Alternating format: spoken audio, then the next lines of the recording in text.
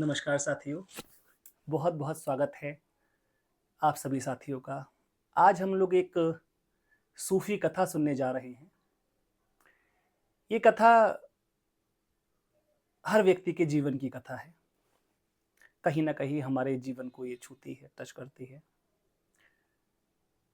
हमारे जीवन का उद्देश्य क्या है, इसको लेकर ये कथा है। एक बार एक गाँव में किसी एक छोटे से किसान के पास किसी एक व्यक्ति ने सूचना दी, बताया कि मुझे पता लगा है कि कोई एक ऐसा प्रदेश भी है, ऐसा दूर-दराज क्षेत्रों में एक प्रदेश है, एक राज्य है, जहाँ आप अपनी अगर संपूर्ण पूँजी लेके चले जाएँ, तो वहाँ कहा जाता है कि आप जितना दिन भर में दौड़ सकते हैं, उतनी ज़मीन आपकी हो जाएगी, उतना राज्य आपका हो जाएगा। अब ये बात जब उस छोटे से एक गरीब किसान ने सुनी, उसको तो बड़ा एक मन में क्यूरियोसिटी जाग गई कि अगर ऐसा हो सकता है, तो बहुत अच्छी बात है। अब वो चलता है, अपनी छोटी-सी ज़मीन को बेच देता है, सब कुछ जो भी घर-बार है उसको बेच-बाच के और छोटी-सी एक पूँजी लेके वो चल पड़ता है कि चलो हम भी अब एक बड़ी ज़मीन लेंगे और कुछ हमारे भविष्य के सपने होंगे, आगे देखते हैं क्या होता है।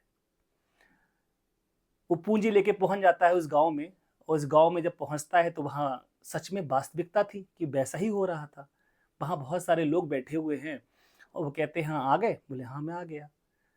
बोले, "पूँजी?" बोले, "ये है पूँजी मेरी।"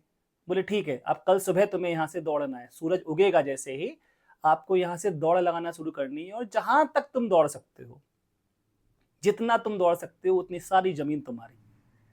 बस शर्त एक ही है कि लौट के वापस आपको यहीं तक आ जाना है।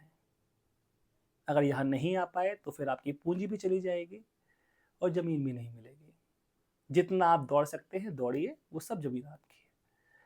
अब वो रात भर सो नहीं पाता है, रात भर उसको नींद नहीं आती है कि कल सुबह तो मुझे दौड़ना है। अब वो रात भर बेचैन, फिर भी वो उठता है, सुबह उठता है और पूरी तैयारी के साथ में उसने खाना भी पैक कर रखा है अपना और पानी भी साथ में है और सुबह ही ब्रह्म मुहूर्त में पहुँच जाता है। जैसे सूरज निकलता है दौड़ना प्रारंभ।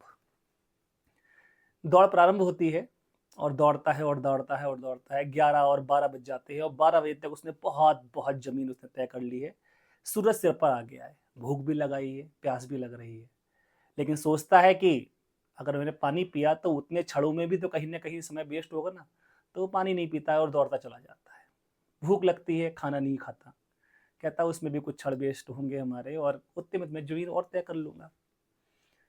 एक समय ऐसा आता है कि वो पानी और खाना भी बोझ लगने लगता है, वो खाने और पानी को फेंक देता है।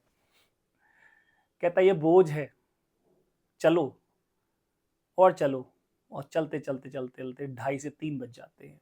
अब कहता है ये तो बहुत समय हो गया, लौटना भी है, सूर्यास्त से पहले वहाँ लौटना है। अब वो वहाँ से लौटना शुरू करता है।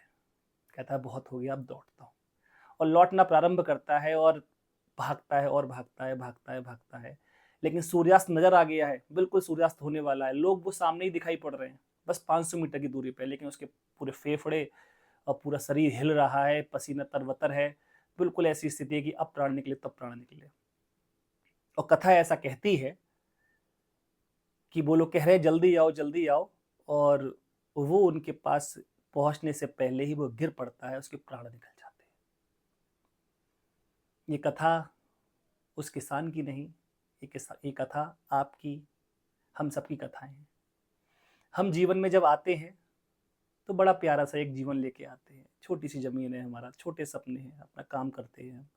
लेकिन फिर हम इस जीवन की होड़ में ऐसा लग जाते हैं कि हमें ये भी चाहिए, हमें वो भी चाहिए, हमें सब कुछ चाहिए और सब कुछ की तलाश में हम वो सब कुछ गँवा देते हैं जो पूँजी हम लेके ही आए थे। जो हमारी आत्मिक पूँजी थी, जो हमारी आत्मा की पूँजी थी। हम खाने-पीने को, अपने शरीर तक को महत्व नहीं देते। हम एक व्यर्थ की भाग-दौड़ में लग जाते हैं कि बस कुछ और, कुछ और, कुछ और मन की दौड़ ही ये है कि जहाँ आप होते हो, वो वहाँ नहीं होता। अभी तलाश अगर इस वीडियो की आपको है, तो इस वीडियो को भी देख रहे होगे तो कहीं मन और भाग जाएगा और जब वहाँ पहुँचेंगे तो वो कहीं और पहुँच जाएगा। अभी आप घर बैठे हैं तो लगेगा नानी घर चला जाऊँ और नानी घर पहुँचोगे तो तुरंत लग जाएगा कि अब नहीं, अब अपने घर जाना है। तो खोज तो हमारी अपनी थी और हम व्यर्थ की भाग-दौड़ में इतना आगे निकल गए कि लौटना मुश्किल हो जाता है। हमें अपने जीवन में निश्चित रूप से अर्थ को भी हासिल करना है, निश्चित रूप से पद को भी हासिल करना है, निश्चित रूप से हमें आध्यात्मिकता में भी आगे बढ़ना है। लेकिन सबसे बड़ी बात यह है कि हम अपने जीवन में ये जान के जाएं कि मैं हूं कौन, मैं किस पूंजी को लेके आया था। हमारे सारे शास्त्र, हमारे सारे ग्रंथ, सारे धर्म संप्रदाय सभी एक ही बात कहते हैं कि आप तो उस परमात्मा की संतान हैं। और जब परमात्मा की संतान है तो जो गुण उसमें है वो गुण आप में भी है। आप स्वभाव से ही आनंदपूर्ण है, आप स्वभाव से ही प्रेम पूर्ण है, आप आनंद ही हैं। बस हम अपने को भूल गए हैं, हमें पता नहीं है कि हम कौन है। और ये एक बार अगर ये रिवील हो जाए, वो पुनः जागरण हो जाए, जिसे हम आत्मज्ञान कहते हैं कि मैं शुद्ध चैतन्य आत्मा हूं, मुझे कोई दुख नहीं, मैं तो आनंदपूर्ण हूं। ना मेरा जन्म होता, ना मेरी मृत्यु होती, मैं तो सदा से शाश्वत हूं। मैं सिर्फ दृष्टा हूं, मैं सिर्फ साक्षी हूं, मैं अनुभव करने वाला अनुभोक्ता हूं, सारे अनुभवों से पार। और जिस क्षण आप इस यात्रा में आगे बढ़ते हैं, आगे निकलते हैं, जीवन परिवर्तित होना शुरू हो जाता है।